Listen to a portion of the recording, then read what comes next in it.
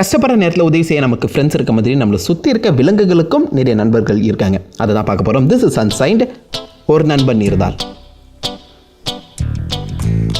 காட்டுக்குள்ளே ஒரே மாதிரியான உணவை சாப்பிடக்கூடிய 2 விலங்குகள் இருந்தால் கண்டிப்பாக அது ரெண்டுத்துக்குமே யார் உணவை சாப்பிட்றதுன்னு சொல்லி போட்டி ஏற்பட தான் செய்யும். அந்த வகையில் இருக்க 2 விலங்குகள் தான் கயோட்டி, பேட்ஜஸ். எப்போ பார்த்தாலும் இதுக்குள்ளே சண்டை நடந்துகிட்டே இருக்குமா நீங்கள் வந்து கேட்டிங்கன்னா சில சமயங்களில், ஆனால் நிறைய நேரங்களில் இது ரெண்டுமே ஒன்றா சேர்ந்து வேலை செய்கிறத பார்த்துருக்காங்க.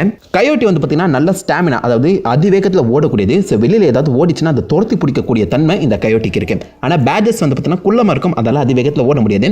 ஆனால் அதால் நல்லா பள்ளம் தோண்ட முடியும். ஸோ மண்ணுக்குள்ளே ஏதாவது புதஞ்சிருந்தா அதை அழகாக வந்து பார்த்திங்கன்னா தோண்டி அதை வெளியே எடுத்து சாப்பிடக்கூடிய தன்மை இந்த பேட்ஜஸுக்கு இருக்கு. அதனால் ஒரு நாள் இது ரெண்டுமே மீட்டிங் போட்டு இந்த மாதிரி என்னால் ஓட முடியும், உன்னால் தோண்ட முடியும், டீல் போட்டுக்கலாமா அப்படின்னு சொல்லி பேசியிருக்கும் போல. அந்த வகையில் பரோவிங் ஸ்குரில் அப்படின்னு சொல்லப்படுற மண்ணுக்குள்ளே புதஞ்சிருக்க அந்த அணில் வகைகளை பேட்ஜஸ் வந்து பார்த்தோன்னா தோண்டி வெளியில் வர வைக்கும். இந்த பேட்ஜஸை பார்த்தோன்னே உசுருக்கு ஆபத்துன்னு சொல்லி திருச்சோன்னு அந்த பரோவிங் அணில்ஸை கயோட்டி வந்து பார்த்தீங்கன்னா தோர்த்தி பிடிச்சி சாப்பிடும். பட் இதுவே சில சமயம் பரோவிங்கன்னு சும்மா ஹாயாக வெளியில் பத்துட்டு இருக்கும்போது கயோட்டி தூரத்தில் வரதை பார்த்தோன்னே கண்டிப்பாக தெரிச்சு ஓடி போய் அதோடைய வீட்டுக்குள்ளே போக தேடி பண்ணுவோம்ல. அந்த சமயத்தில் பேட்ஜஸ் வந்து பார்த்தீங்கன்னா கரெக்டாக அதோடைய வீட்டுக்குள்ளே பதுங்கி இருக்குமா. வீட்டுக்கு வெளியே ஃபுட் டெலிவரி பண்ணுற மாதிரி இந்த பேட்ஜஸ் வந்து பார்த்தீங்கன்னா பதுங்கி இருக்கேன். அணில் கரெக்டாக அந்த பேட்ஜஸோட வாய்க்கிலே பூந்துடும். அதாவது உள்ள இருக்க அணிலை தோர்த்தி வெளியில் அடிக்கிற வேலையை பேட்ஜஸ் பண்ண, வெளியில் ஓடிட்டு இருக்க அணிலை தோர்த்தி உள்ள அடிக்கிற வேலையை கயோட்டி பண்ணுது. ஸோ தனிமையில் போய் வேட்டையாடுறதை விட இந்த கூட்டமைப்பு 34% அதிக உணவை வந்து பார்த்தீங்கன்னா இந்த 2 மிருகங்களுக்குமே பகிர்ந்து கொடுத்துருக்கு. ஆனால் இது ஒன்லி சம்மர் சீசனுக்கு மட்டும் தான் வேலை செய்யும், வெயில் காலத்துக்கு மட்டும் தான் வேலை செய்யும். இதுவே பனி பொழிகிற காலங்களில் இந்த பேட்ஜஸ் வந்து பார்த்தீங்கன்னா வெளியில் வர வேண்டிய அவசியமே கிடையாது. அதே மாதிரி அணில்களும் அங்கங்கே ஓடி தெரியாது. இந்த சமயங்களில் பேட்ஜஸுக்கு தான் கொண்டாட்டம், உண்மையிலே கயோட்டிக்கு திண்டாட்டம் தான். ஆப்பிரிக்கன் ஆக்ஸ்பெக்கஸ். ஸோ ஆப்பிரிக்கன் காடுகளில் நிறைய வித்தியாசமான விலங்குகளை உங்களால் பார்க்க முடியும். மிக முக்கியமாக அந்த பெரிய பெரிய விலங்குகளான ஜீப்ராஸ், ஹிப்போபொட்டமஸ் அண்ட் ஜிராஃபிஸ் அப்படின்னு சொல்லப்படுற அந்த விலங்குகளோட உடலில் வந்து பார்த்தீங்கன்னா உண்ணிகள் இருக்கும். ஸோ அந்த உண்ணிகள் இந்த விலங்குகளோட அந்த ரத்தத்தை குடிச்சிட்டு இருக்கும். அந்த உண்ணிகளுமே ஒரு வகையான பாரசைட்ஸ் தான். இந்த விலங்குகள் பிரம்மாண்டமாக இருக்க அந்த சமயத்தில் அது உடலில் இருக்க அந்த உண்ணிகளை பார்த்தீங்கன்னா இதால் எடுக்க முடியாது. எப்படியே போச்சுன்னா அந்த உண்ணிகள் இருக்க இடம் வந்து காயமாகி இன்ஃபெக்ஷன் ஆகி மொத்தமாகவே அந்த மிருகம் அழிஞ்சு போகிறதுக்கான வாய்ப்புகளும் இருக்குது. இதை தூரத்துலேருந்து இந்த பறவைகள் பார்த்துட்டு நண்பா நான் உனக்கு உதவி செய்யணும்னு சொல்லி வந்து பார்த்தீங்கன்னா அந்த மிருகத்தோட முதுகில் ஏறிக்குமா. ஏறிக்கிட்டு அந்த உண்ணிகளை தேடி பொறுக்கி இந்த பறவை இனங்கள் சாப்பிட ஆரம்பிக்கும். ஏன்னா அந்த பறவை இனத்தை வந்து பார்த்தீங்கன்னா வேம்பயர் பேர்ட்ஸ் அப்படிங்கிற மாதிரி சொல்லுவாங்க. அதாவது ரத்தத்தை சாப்பிடக்கூடிய பறவை இனம். அந்த உண்ணிகள் வந்து அந்த மிருகத்தோட ரத்தத்தை குடிச்சிருக்கோம் பார்த்தீங்களா, அதை தான் டெக்னிக்கலாக இந்த பறவை இனங்கள் சாப்பிட்டு தனக்கான உணவு வந்து தெரியுது. ஸோ இதனால் அந்த மிருகத்துக்குமே நல்லது தான், அதே மாதிரி இந்த பறவைகளுக்குமே தேவையான அந்த உணவு வந்து கிடைக்குது. ஆனால் ஆரம்பத்தில் நண்பா உனக்கு உதவி செய்கிறேன், உன் உடலில் இருக்க அந்த புழு பூச்சிகளை நான் சாப்பிட்டுக்கிறேன் அப்படின்னு வந்து முதுகில் ஏறிச்சில. அந்த மிருகமும் இந்த பறவையை நம்பிச்சில. அந்த நம்பிக்கையையே ஒரு ஆயுதமாக யூஸ் பண்ணி இந்த பறவை இனங்கள் அந்த உண்ணி சாப்பிட்டுட்டு இருந்தால் அந்த இடத்த வந்து பார்த்தீங்கன்னா தோண்ட ஆரம்பிக்குமா. அதாவது இந்த குட்டி குட்டி பூச்சிகள் அந்த மிருகத்தோட உடலில் ஓட்டையை போட்டு தான் ரத்தத்தை குடிக்கும். அந்த ஓட்டையை இந்த பறவைகள் பார்த்தீங்கன்னா நோண்டி நோண்டி இந்த ரத்தத்தை அந்த பறவை இனங்களே குடிக்க ஆரம்பிக்கும். அந்த பூச்சியை விட இதோடைய அழகால குத்தும் போது அந்த ஓட்டைகள் அந்த காயங்கள் எந்த அளவுக்கு பெருசாகும் யோசிச்சு பாருங்க. அந்த உண்ணிகள் பூச்சிகள் இருந்த இடத்தையுமே தாண்டி அந்த பறவை இனங்கள் சாதாரண வெட்டு காயத்தில் இருக்க அந்த ரத்தத்தை கூட விட்டு வைக்காதான். ஆறிட்டு இருந்த காயத்தில் கூட இது உட்காந்து நோண்டி நோண்டி அந்த காயத்தை ஆற விடாமல் பண்ணிடும், இன்னும் இன்ஃபெக்ஷனை அதிகமாக்கி விட்டுரும். நான் உனக்கு உதவி செய்கிறேன்னு வந்து முதுகில் ஏறிக்கிட்டு கொஞ்சம் கொஞ்சமாக இதுவே ஒரு மிகப்பெரிய பாரசைட்டாக மாதிரி இருக்குது. நிறைய மிருகங்கள் இன்ஃபெக்ட் ஆகிறதுக்கான மிக முக்கியமான காரணமாகவும் இருக்குது. தரையில் இருக்க மாதிரியே தண்ணிக்குள்ளேயுமே ஒரு வகையான நட்புறவு இருக்க தான் செய்யுது. ஸோ அதில் மிக முக்கியமானது பிஸ்டல் ஸ்ட்ரீம். அது ஒரு வகையான ரால் இனம். அதோடைய விரல்களை அதிவேகத்தில் க்ளோஸ் பண்ணுறது மூலியமா அது கைகளில் இருந்து அதிவேகத்தில் தண்ணீரை வந்து பார்த்தீங்கன்னா பீச்சு அடிக்க முடியும். இதனால் அதோடைய உணவை அசால்ட்டாக டிஃபீட் பண்ணி சாப்பிட்றது இதோடைய வழக்கம். ஆனால் இது ரொம்பவே குட்டியாக இருக்க அந்த காரணத்தினால பெரிய பெரிய மிருகங்களிலிருந்து இதை யாருமே காப்பாற்ற முடியாது. பத்தாவது குறைக்க நம்ம தலைவனுக்கு கண்ணு வர தெரியாது. ஸோ பெரிய அளவுக்கு கண் பார்வையுமே இல்லாத அந்த காரணத்தினால இந்த பிஸ்டல் ஸ்ட்ரீம் பார்த்தீங்கன்னா எப்போதுமே கோபி ஃபிஷ் அப்படின்னு சொல்லப்படுற ஒரு மீன் இனத்தை தான் பக்கத்திலே வச்சிருக்கோம். மிக முக்கியமாக அது தன்னுடைய வீடை கட்டும்போது, ஸோ வீடை தோன்ற சமயத்தில் சுற்றி இருக்கவங்க யாராவது வந்து தன்னை கொத்திட்டு போயிடுவாங்களோ அப்படிங்கிற ஒரு பயத்தில் இந்த கோபி ஃபிஷ்ஷை வந்து பார்த்தீங்கன்னா பிஸ்டல் ஸ்ட்ரீம் ஒரு அணையாக வச்சிருக்கோம். இந்த கோபி ஃபிஷ்ஷுக்கு நல்லாவே கண் தெரியும். 360 டிகிரி எந்த பக்கம் யார் வந்து அட்டாக் பண்ணுறாங்கன்னு சொல்லி அசால்ட்டாகவே தெரியும். ஸோ வீடு கட்டுற சமயத்தில் இது ரொம்பவே வல்னரபிளாக இருக்கும்ல. ஸோ அந்த ஒரு காரணத்தினால இந்த கோபி ஃபிஷ் சுற்றி யாராவது வராங்களான்னு சொல்லி ஒரு செக்யூரிட்டி கேமரா மாதிரி இந்த பக்கம் அந்த ஸ்ட்ரீம் ராலுக்கு வந்து பார்த்தீங்கன்னா வேலை செஞ்சுட்டு இருக்கோம்.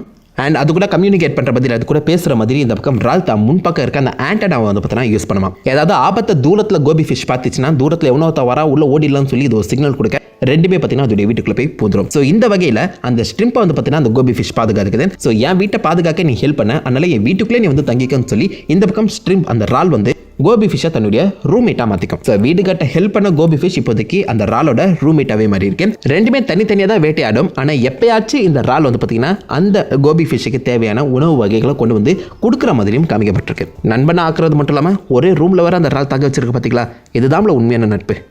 கடற்கரையில் நிறைய வித்தியாசமான மீன் வகைகள் வாழ்ந்துட்டு இருக்கேன். அதில் மிக முக்கியமான ஒரு இனம் தான் இந்த கிளீனர் ஃபிஷஸ் அப்படின்னு சொல்லப்படுற மீன் வகைகள். இந்த கிளீனர் ஃபிஷஸ் வந்து பார்த்தீங்கன்னா கூட்டமாக தான் வாழக்கூடியது. அண்ட் இதோடைய வேலையே என்னன்னு கேட்டிங்கன்னா மிகப்பெரிய திமிங்கலங்கள், மேண்டாரேஸ், சுறாக்களோட உடம்புல இருக்க அந்த புழு பூச்சிகளை சாப்பிட்டு வாழ்றது தான். ஆனால் அதுக்கேற்ற மாதிரி நிறைய சுறா இனங்களும் திமிங்களுமே வந்து பார்த்தீங்கன்னா இந்த இடத்துல கொஞ்ச நேரம் வெயிட் பண்ணி அது உடம்பை க்ளீன் பண்ணிட்டு போகும். இது எல்லாத்தையுமே கிளீனர் ஸ்டேஷன்ஸ்னு சொல்லுவாங்க.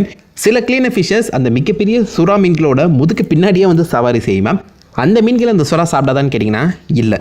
ஏன்னா இந்த மீன்கள் அந்த சுறா சாப்பிட்டு மிச்சம் இருக்க அந்த உணவை தான் வந்து சாப்பிட்டு உயிர் வாழுது. அது பார்த்ததுக்கு ஒருக்கி இந்த சுறாவோட உடம்புல இருக்க ஏதாவது புழு பூச்சிகளுமே வந்து பார்த்தீங்கன்னா அது க்ளீன் பண்ணி சாப்பிட்றோம். சுறாக்கள், திமிங்கலங்கள் இது எல்லாமே பார்த்தீங்கன்னா பர்ஃபெக்டான அண்டர்ஸ்டாண்டிங்கில் வந்துட்டு இருக்கேன். ஸோ இதனால் அந்த கிளீனர் ஃபிஷஸ் மற்ற எல்லா பெரிய மீன்களுமே ஒரேடியாக நம்பிட்டு போல. அப்படி வந்தவன் தான் இந்த மேண்டாரே. மேண்டாரேவும் வழக்கு போல் இந்த மாதிரி அவன் உடம்பை க்ளீன் பண்ணி தான் போகுமா. ஆனால் மேண்டாரே மற்ற மீன்கள் போல் சாதாரணமாக வர்றது கிடையாது. கரெக்டாக அந்த கிளீனர் ஃபிஷஸோட இனப்பெருக்க காலங்களில் மட்டும் தான் வருமா. ஸோ இது தன்னுடைய உடம்பை க்ளீன் பண்ணிட்டு இருக்க அந்த சமயத்திலேயே அந்த கிளீனர் ஃபிஷஸ் போட்டு வச்சிருக்க முட்டையுமே பார்த்தீங்கன்னா ஆட்டியை போட்டு சாப்பிட்டுட்டு போயிட்டே இருக்கும். ஸோ இந்த கிளீனர் ஃபிஷஸ் பெரிய பெரிய மிருகங்களை தனக்கு சப்போர்ட்டிவாக தனக்கு ஹெல்ப்பாக தான் வந்து பார்த்தீங்கன்னா நம்பிட்டு இருக்கேன். பத்தாவது வரைக்கும் அந்த மீன்களோட உடலை க்ளீன் பண்ணி அதை வந்து பார்த்தீங்கன்னா சுத்தபத்தமாக வச்சிருக்கு. ஆனால் அந்த மேண்டாரே அந்த கிளீனர் ஃபிஷஸோட எதிர்கால சந்ததியே மொத்தமாக வச்சுட்டு போதுன்னா அது உண்மையிலே ஒரு நம்பிக்கை துரோகம் தானே. ஆனால் அப்படி இருந்தும் இந்த கிளீனர் ஃபிஷஸ் வந்து பார்த்தீங்கன்னா அந்த மேண்டாரவை அடித்து விரட்டலாம் கிடையாது. ஸ்டில் அது உடம்பை க்ளீன் பண்ணி தான் அனுப்பி விடுவான். அடுத்த தடவை சுறா மீன் வரட்டும், கம்ப்ளைண்ட் பண்ணி விட்றேன் அப்படின்னு சொல்லி வெயிட் பண்ணும் போல. டாரன்டுலாங்கிறது ஒரு மிகப்பெரிய சிலந்தி. அந்த சிலந்தியால் வலை கட்ட முடியாது. பட் ரொம்பவே ஸ்ட்ராங்கான சிலந்தி. குட்டி குட்டி பறவைகள், தவளைகள் கொண்டு சாப்பிடக்கூடிய ஒரு மிகப்பெரிய சிலந்தி. ஆனால் அந்த சிலந்தியால் வலை கட்ட முடியாத இருக்க அந்த சமயத்தில் நிறைய பூச்சி இனங்கள், நிறைய எறும்புகள் வந்து அதோடைய முட்டைகள் வந்து பார்த்தோன்னா சாப்பிட்ருவான். ஸோ இந்த எறும்புகள் கிட்டேருந்து பூச்சிகள் கிட்டேருந்து முட்டையை பாதுகாக்கிறதுக்காக இது உணவாக சாப்பிட்ற தவளையில் ஒரு தவளையை எடுத்து இது பெட்டாக வளர்க்க ஆரம்பிச்சிடும். ஸோ நம்ம எப்படி நாய் பூனையை வந்து ஒரு பெட்டாக செல்ல பிராணியாக வளர்க்குறோமோ அதே மாதிரி இந்த மிகப்பெரிய ஸ்பைடர் அதோடைய உணவாக சாப்பிட்டுட்டு இருக்க அந்த தவளைகளில் ஒரு தவளையை சூஸ் பண்ணி ஒரு பெட்டாக ஒரு செல்ல பிராணியாக வந்து பார்த்தோன்னா வளர்க்குவான். எங்கே போனாலும் இந்த செல்ல பிராணியை கூடவே கூட்டிகிட்டு போவோம். இது அந்த செல்ல பிராணிக்கு சாப்பாடுலாம் கொடுக்குற மாதிரி சில இடங்களை பார்த்தீங்கன்னா காமிக்கப்பட்டிருக்கு. அந்த தவளையுமே இந்த சிலந்திக்கு உதவி செய்யும். அந்த சிலந்தியோட முட்டைகளை சாப்பிட வர அந்த பூச்சி, பூரான் எல்லாத்தையுமே வந்து பார்த்தீங்கன்னா இந்த தவளை சாப்பிட்றோம். ஸோ ஒன்றுக்கு இந்த இடத்துல பார்த்தீங்கன்னா உதவி செஞ்சுக்குது. ஆனால் அந்த சிலந்தி ஒரு தவளையை மட்டும் தான் அலோவ் பண்ணுமா. ஸோ அதோடைய ஃப்ரெண்டுன்னு சொல்லி வேற தவளையை வீட்டுக்குள்ளே கூட்டிட்டு வந்துச்சுன்னா கண்டிப்பாக சிலந்திக்கு அது இரவு உணவாக மாறிடும். ஸோ அதனால் ஒரு தவளை அதோடைய எல்லையை மட்டும் கிராஸ் பண்ணாமல் இருந்தால் சிலந்தி எப்போதுமே அந்த தவளைக்கு பாதுகாப்பாக இருக்கும். குக்கு, குயில் எல்லாருக்குமே தெரிஞ்ச அந்த ஒரு பறவை பார்க்குறதுக்கு காக்கா போல் இருக்கிறதுமே தாண்டி நிஜமாலே காக்காவோட அந்த கூடுகளில் பார்த்தீங்கன்னா முட்டையை எடுங்கிற விஷயத்த கண்டிப்பாக எல்லாருமே கேள்விப்பட்டிருப்பீங்க. இந்த குக்கு அதோடைய ஏரியாவை சுற்றி இருக்க அந்த காக்காக்களோட கூடுகளில் இருக்க முட்டைகள் போலவே வந்து பார்த்தீங்கன்னா முட்டையிடுமா. காலாது காலத்துக்கும் ஏற்ற மாதிரி அந்த எவல்யூஷன் பார்த்தீங்கன்னா நடந்திருக்கு. அந்த முட்டைகள் பர்ஃபெக்டாகவே இந்த பக்கம் அந்த காக்காவோட முட்டைகளை ரெப்ரசென்ட் பண்ணுற மாதிரி தான் இருக்குது. ஆனால் ஒரு காக்காவோட கூட்டில் 5 முட்டை இருக்குன்னா அந்த 5 முட்டை இருக்குங்கிற விஷயம் காக்காவுக்குமே தெரியும். காக்கா உண்மையிலே ஒரு இன்டெலிஜென்ஸான பறவை. பட் அதை விட 10 மடங்கு நான் புத்திசாலிங்கிற மாதிரி இந்த குக்கு என்ன பண்ணுன்னா அந்த காக்காவோட கூட்டுகளில் முட்டை இடுறது மட்டும் இல்லாமல் அந்த காக்கா ஆல்ரெடி இட்டு வச்சிருக்கு பார்த்தீங்களா அந்த முட்டை அதை வந்து கீழே தள்ளி விட்டு உடைச்சிருமா. இதனால் காக்காக்கு கன்ஃபியூஷன் ஆகி எல்லாமே நம்ம முட்டை தான் போலன்னு சொல்லி பார்த்தோன்னா அது தன்னுடைய முட்டையை வளர்க்க ஆரம்பிக்கும். இதனால் எதிர்கால அந்த காக்கா சந்ததி வந்து கம்ப்ளீட்டாகவே அழியுது. இது எல்லாத்தையுமே தாண்டி அந்த முட்டைகள்லேருந்து வெளியில் வருது பார்த்தீங்களா கொக்கு குஞ்சுகள், அதுவுமே புதுசாக ஏதாவது ஒரு முட்டையை பார்த்துச்சுன்னா, காக்கா முட்டையை பார்த்துச்சுன்னா அதையுமே கீழே தள்ளி உடச்சி விட்டுருமா. காக்கா இனங்கள் தன்னுடைய குஞ்சு இல்லைனா கூட அந்த குக்குவை வளர்க்க தான் பார்க்கும். பட் இந்த குக்கு தான் வளர்க்குற அந்த காக்காவுக்கு நம்பிக்கை துரோகம் பண்ணுற மாதிரி அதுக்குள்ளே இருக்க அந்த குட்டி குட்டி முட்டைகளை குஞ்சுகளாக இருக்கும்போதே கீழே தள்ளி விட்டு உடைக்குது. இதனாலேயே காக்கா இனங்கள் நிறைய மரத்துக்கு மரம், நிறைய ஏரியாவுக்கு ஏரியா வந்து பார்த்தீங்கன்னா தாவ ஆரம்பிக்குமா. ஏன்னா ஒரு ஏரியாவில் இருக்க அந்த முட்டைகளை தான் டெக்னிக்கலாக குக்கு வந்து ரெப்ரசென்ட் பண்ணுது. ஸோ இந்த மாதிரி ஒவ்வொரு ஏரியாவுக்கும் ஒரு வித்தியாசமான குக்கு அந்த முட்டைகள் டிசைன் மாறிக்கிட்டே இருக்குமா. ஸோ குக்கு புத்திசாலினா காக்கா அது புத்திசாலிங்கிறத இந்த இடத்துல தெளிவாகவே காட்டுது. இந்த லயன் கிங் படங்களில் டிமோன் அண்ட் பூம்பான்னு நீங்கள் பார்த்துருப்பீங்க. ஸோ ஒரு வார்த்தாகும் ஒரு கீரிப்புலியும் நண்பர்களாக இருக்க மாதிரி காமிச்சிருப்பாங்க. அதே மாதிரி நிஜ வாழ்க்கையிலுமே இருக்க தான் செய்யுது. வார்த்தாங் அண்ட் மங்கூஸ் ரெண்டுமே வந்து பார்த்தீங்கன்னா ஒன்றுக்கு ஒன்று உதவி செய்கிற ஒரு நண்பர்களாக இப்போ ரியல் லைஃப்பில் இருக்குது. மங்கூஸ் தான் மியர் கேட் கிடையாது. லயன் கிங்கில் வர அந்த டிமோன் வந்து மியர் கேட். அது ஒரு மாற்றம் இருந்தாலும் ரெண்டுமே பார்க்குறதுக்கு ஒரே மாதிரி தானே இருக்குது. ஒரு பாலூட்டி இன்னொரு பாலூட்டி கூட சிம்பியாட்டிக் ரிலேஷன்ஷிப்பில் இருக்கிறது இதுதான் முதல் முறையாக வந்து பார்த்துருக்காங்க. அந்த வார்த்தாக் வந்து எப்போதுமே நிறைய காடு மேடுகளை சுற்றி தெரியுறதுனால அது உடம்புல நிறைய புழு பூச்சிகள் அண்ட் பேரசைட்ஸ் வந்து பார்த்தீங்கன்னா ஒட்டிக்குமா. ஸோ அந்த பேரசைட்ஸை க்ளீன் பண்ணி வார்த்தாக பத்திரமா பாதுகாக்கிற அந்த வேலையை இந்த மங்கூஸ் வந்து பண்ணுது. அண்ட் இந்த மங்கூஸுக்கு தேவைப்படுற உணவையும் அந்த வார்த்தாக வந்து பார்த்தீங்கன்னா அந்த பேரசைட் அண்ட் புழுப்பூச்சி மூலியமா கொடுக்கவும் செய்யுது. ஆனால் வார்த்தாகால ஒரு இடத்துல பார்த்தீங்கன்னா ரொம்ப நேரம் இருக்க முடியாது. ஸோ அது வந்து ஒரு இடத்துலேருந்து இன்னொரு இடத்துக்கு நகர்ந்து போயிட்டே இருக்கும். அதனால சில கீரிப்புலிகள் இந்த வார்த்தாக் மேலேயே ஏறி சவாரி செய்யறதையுமே வந்து பார்த்துருக்காங்க. ஸோ வார்த்தாக் இந்த கீரிப்புலிக்கு தேவையான உணவை கொடுக்குது. அதே மாதிரி ஒரு இடத்துலேருந்து இன்னொரு இடத்துக்கு கூட்டிகிட்டு போகுது.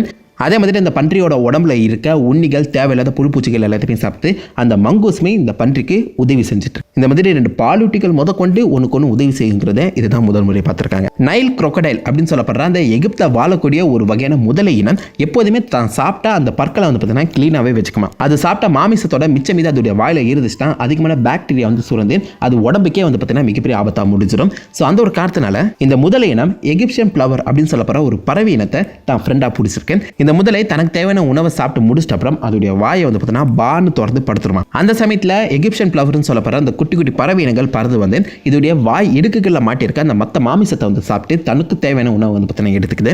இதனால முதல்களோட வாய் வந்து பார்த்தீங்கன்னா அந்த மாமிசத்தால் உருவாக்குற அந்த பாக்டீரியால இருந்து பாதுகாக்கப்படுது. அதுவே ஆப்போசிட்ல அந்த பறவை இனங்களுக்கு தேவையான உணவாகவும் இது அமைஞ்சுக்குது. முதல்ல நினைச்சா ஒரே கடியில் 10 பறவைகளை ஒன்றா சாப்பிடலாம். ஆனால் பறவைகளோட மாமிசத்தை கிளியர் பண்ணுறதுக்கு இன்னொரு பறவை வேணுமே. அதனால ரெண்டுமே இப்போதைக்கு ஒரு நண்பர்களுக்கான டீலை வந்து போட்டிருக்கு. கார்டிசெப்ஸ் இது ஒரு வகையான பூஞ்சை இனங்கள் ஃபங்கை. இந்த உலகத்தில் கிட்டத்தட்ட 1000க்கும் அதிகமான கார்டிசெப் இனங்கள் இருக்கிறத வந்து கண்டுபிடிச்சிருக்காங்க. இந்த கார்டிசெப்போட மிக முக்கியமான வேலை குட்டி குட்டி பூச்சி இனங்களை டார்கெட் வைக்கிறது தான். அது எந்த இடத்துல இருக்கோ அதுக்கேற்ற மாதிரி அந்த பூச்சி இனங்களை வந்து பார்த்தீங்கன்னா அது அட்ராக்ட் பண்ண ஆரம்பிக்கும். ஸோ அது பூச்சி இனங்களுக்கு பிடிச்ச சாப்பாடாக வந்து பார்த்தீங்கன்னா இது வந்து ஸ்மெல் என்ன கெமிக்கல் ரியாக்ஷனை வெளியில் விடுமா. ஃபார் எக்ஸாம்பிள் காட்டுக்குள்ளே ட்ராப்ஜா ஆண்ட்ஸ் அப்படின்னு சொல்லப்படுற ஒரு வித்தியாசமான எறும்பு இனங்கள் இருக்கு.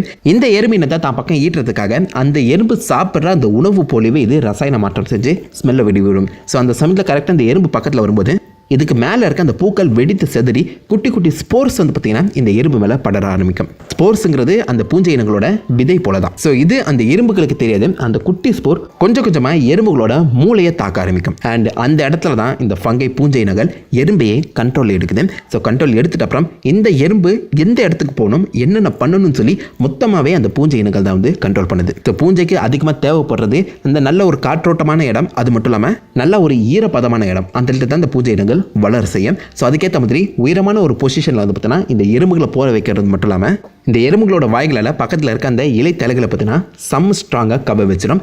இந்த ஒரு காரணத்தினால எறும்புகளால் எங்கேயுமே நகர முடியாது. நகர முடியாமல் இருக்க அந்த சமயத்தில் இந்த பூஞ்சை இனங்கள் ரொம்பவே ஃப்ரீயாக அந்த எறும்புகளோட முதுகிலேயே வளர ஆரம்பிக்கும். கொஞ்சம் கொஞ்சமாக இந்த எறும்புகளையே உணவாக சாப்பிட்டு அந்த பூஞ்சை இனங்கள் மிக பெருசாக வளரும். நான் உனக்கு சாப்பாடாக வரேன் அப்படின்னு சொல்லி எறும்புகளை ஏமாற்றி அதோட முதுகில் ஏறுறது மட்டும் இல்லாமல் அந்த எறும்புகளை ட்ரிக் பண்ணி அந்த கூட்டத்தில் அந்த காலனியில் இருக்க மற்ற எறும்புகளையுமே இது பக்கத்தில் வர வைக்குமா. ஏன்னா எறும்புகள் சாப்பாடு இருந்தால் ஒன்றா போய் சாப்பிடாது, கூட்டமாக தானே வரும். ஸோ இங்கே தான் சாப்பாடு இருக்குன்னு சொல்லி மற்ற எறும்புகளையுமே வர வச்சு கிட்டத்தட்ட ஒரு காலனியவே மொத்தமாக அழிக்கக்கூடிய தன்மை இந்த பூஞ்சை இனங்களுக்கு இருக்குது. மொத்தம் 1000 வகையான வித்தியாசமான பூஞ்சை இனங்கள் இந்த உலகத்தில் இருக்குது. சிலது ஈக்களை கூட பார்த்தீங்கன்னா அஃபெக்ட் பண்ணுமா. சிம்பிளாக இந்த சாதாரண தாவர இனம் மற்ற ஈக்களையும் எறும்புகளையும் ஜாம்பியாவே மாற்றியிருக்கேன். நல்ல வேலை மனிதர்களை இதை அஃபெக்ட் பண்ணல. ஃபிக் அத்திப்பழத்தை எல்லாருமே கேள்விப்பட்டிருப்பீங்க. சில அத்திப்பழத்தை நீங்கள் பிரித்து பார்த்தீங்கன்னா உள்ள நிறைய பூச்சிகள் இருக்கிறத உங்களால் நோட் பண்ண முடியும்.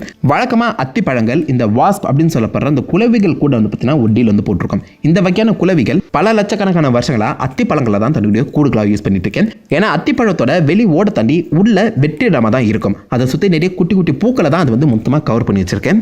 உள்ள கேப் ஃப்ரீயாக தானே இருக்குது, நான் யூஸ் பண்ணிக்கிறேன்னு சொல்லி இந்த பக்கம் நிறைய குளவிகள் அத்திப்பழத்துக்குள்ளே ஓட்டியை போட்டு உள்ளே போய் நிறைய முட்டைகளை இட்டு தள்ளலாம். ஆனால் உள்ளே போகிறதுங்கிறதே ஒரு மிகப்பெரிய சவால் தான். நிறைய அந்த பெண் குளவிகள் உள்ளே போகும்போது அதோடைய ரெக்கைகளையும் அதோடைய அந்த கை கால்களையுமே பார்த்தீங்கன்னா இழந்திருக்கு. அண்ட் உள்ளே போன அந்த குளவியால் வெளியில் வர முடியாது, முட்டையை போட்டு அங்கேயே செட்டில் ஆக வேண்டியது தான். இந்த அத்திப்பழங்கள் பழுக்கும் போது வந்து பார்த்தீங்கன்னா 2 வீரியம். அந்த சமயத்தில் உள்ள இருக்க அந்த முட்டையிலேருந்து பொறிச்சு வந்த குளவிகள் எல்லாமே வெளியில் எஸ்கேப் ஆகிடும். ஸோ அத்திப்பழத்தை இந்த குளவிகள் ஒரு கூடா வந்து பார்த்தீங்கன்னா யூஸ் பண்ணுது. ஆனால் இந்த இடத்துல அந்த அத்திப்பழங்கள் சில சமயம் வெடிக்காமல் விட்டுச்சுன்னா உள்ள இருக்க முட்டையில் பொறிச்ச எல்லா குளவிகளும் செத்து போயிடுமா. எது தெரியாமல் அத்திப்பழத்துக்குள்ள பூச்சி இருக்கிறா சொல்லி பலமுறை தூக்கி போட்டிருக்கோன்னு.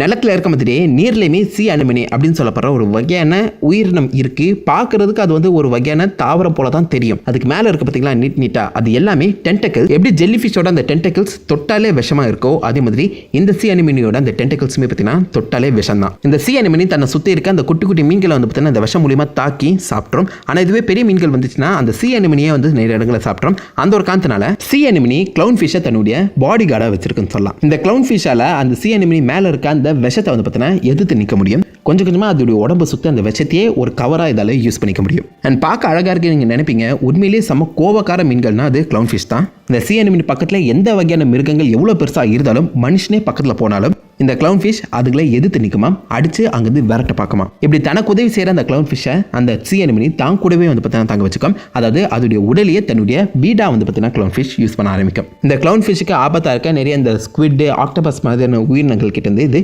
அழகாகவே தப்பிச்சிடும். வெறும் இந்த கிளவுன் ஃபிஷ்க்கு மட்டும் இல்லாமல் கெர்மிட் கிராப் அப்படின்னு சொல்லப்படுற ஒரு உயிரினத்துக்கும் இது வந்து பார்த்தீங்கன்னா உதவி செய்யுது. ஸோ சி அனிமனியால் பெருசாக நீந்த முடியாது, ஒரு இடத்துலேருந்து இன்னொரு இடத்துக்கு ட்ராவல் பண்ண முடியாது. அதே மாதிரி மற்ற நண்டு இனங்கள் போல கெர்மிட் கிராபால் தனக்கு தேவையான ஓடை அதாலேயே உருவாக்கிக்க முடியாது. அதனால அது ஓடுகளை வந்து பார்த்தீங்கன்னா வளர தொடர்ந்து மாற்றிக்கிட்டே இருக்குமா. அந்த ஓடோட ஒட்டிடாத சமயத்தில் நிறைய மிருகங்கள் அசால்ட்டாக இந்த கெர்மிட் கிராபை உணவாக சாப்பிட்டு போயிடும். இதெல்லாம் தப்பிக்கிறதுக்காக கெர்மிட் கிராப் நிறைய குட்டி குட்டி சி அனிமனிக்களை தன்னுடைய ஓடுகளை வந்து பார்த்தீங்கன்னா ஓட்ட வச்சுக்கும். இதனால சி அனிமனிக்களால் வந்து பார்த்தீங்கன்னா நீந்தணுங்கிற அவசியம் இல்லாமலேயே ஒரு இடத்துல இருந்து இன்னொரு இடத்துக்கு அசால்ட்டாக ட்ராவல் பண்ணும். அதே மாதிரி அந்த மற்ற மிருகங்கள் ஏதாவது இந்த கெர்மிட் கிராபை சாப்பிட வந்துச்சுன்னா இந்த சி அனிமனிக்களோட விஷம் அந்த மிருகங்களை துரத்தி அடிச்சிடும். ஸோ ரெண்டுமே இந்த இடத்துல பார்த்தீங்கன்னா ஒன்றுக்கு ஒன்று உதவி செஞ்சுக்குது. இந்த மாதிரி இந்த விலங்குகள் கிட்டேயும் நிறைய வித்தியாசமான ஒரு அழகான நட்புறவு இருக்குதான் செய்யுது. ஒன்றுக்கு ஒன்று உதவி செஞ்சு ஒரு ஒற்றுமையான வாழ்க்கையை வாழ்ந்துட்டு இருக்கேன். ஆனால் எல்லா நண்பர்களும் அப்படி இருக்கிறது கிடையாது. மனிதனுக்கு முன்னாடி சில நண்பர்கள் சந்தோஷமாக பேசுகிற மாதிரி இருந்தாலும் மனிதனுக்கு பின்னாடி போய் இவனை எப்படி அழிக்கலாம்னு சொல்லி யோசிக்கும்ல, அதே மாதிரியான சில நண்பர்களும் இந்த மாதிரி விலங்குகள் கிட்ட வாழ தான் செய்கிறாங்க.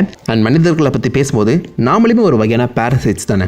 யோசிச்சு பாருங்க, கோழி, மீன், முட்டை, ஆடு, மாடு, தாவர இனங்கள்னு சொல்லி எல்லாத்தையுமே நமக்கு தேவைக்காக தான் வளர்க்குறோம். தக்காளி பழம், கத்திரிக்காய், கீரையாக இருந்தாலும் அதுவுமே ஒரு வகையான உயிர் தான். பிளான்ஸ், அனிமல்ஸ்னு சொல்லி எல்லாத்தையுமே மனிதர்கள் நாம நமக்கு தேவைக்காக தான் வளர்க்குறோம். அந்த அனிமல்ஸ் அண்ட் பிளான்ஸுமே வந்து பார்த்தீங்கன்னா நம்ம அதுக்கு உதவி செய்கிறதா தான் நினச்சிட்டு இருக்கோம். ஆனால் அப்படி கிடையாது. கடைசியாக அதை வந்து வெட்டி கூறு போட்டு சாப்பிட்றோம். ஸோ மனிதர்களுமே கிட்டத்தட்ட ஒரு வகையான பாரசைட் இனம் தான். அண்டு மற்ற பாரசைட்டோட கம்பேர் பண்ணும்போது மனிதர்கள் தான் மிகப்பெரிய பாரசைட்ஸ்னு சொல்லலாம். ஏன்னா நம்ம சாப்பிட்றது மட்டும் இல்லாமல் அதை டிபெண்ட் பண்ணியிருக்க மற்ற இடங்களையுமே கம்ப்ளீட்டாக அழிச்சிடுறோம். போன வருஷம் மட்டுமே கணக்கெடுப்பின்படி 200க்கும் அதிகமான நமக்கே தெரியாத நிறைய ஸ்பீஷிஸ் வந்து பார்த்தீங்கன்னா அழிஞ்சிருக்கா. மிருகங்கள், பூச்சி இனங்கள் மட்டும் இல்லை, நிறைய தாவர இனங்களுமே அழிஞ்சிருக்கு. எத்தனை அழிஞ்சிச்சுன்னு கூட பார்த்தீங்கன்னா நம்ம வந்து கணக்கெடுக்க முடியல. ஸோ நம்ம தெரிஞ்சோ தெரியாமலையோ இந்த உலகத்தை கொஞ்சம் கொஞ்சமாக சூறையாடிட்டு இருக்கோம். பத்தாத குறைக்கு என்டேஞ்சர்ட் ஸ்பீஷிஸ் டே அப்படின்னு சொல்லப்படுற ஒரு நாளையுமே நம்ம வந்து செலிப்ரேட் பண்ணிட்டு இருக்கோம். அதாவது நம்மளால சில மிருகங்கள் அழிஞ்சிட்டு இருக்கேன், அந்த அழியிற மிருகங்களுக்கான ஒரு நாள் என்டேஞ்சர்ட் ஸ்பீஷிஸ் டேன்னு சொல்லி பார்த்தீங்கன்னா ஒன்று நம்ம கொண்டாடிட்டு இருக்கோம்னா, நம்ம இந்த உலகத்தோட கண்டிப்பான ஒரு மிக முக்கியமான பாரசைட் தான். This is Unsigned, signing off.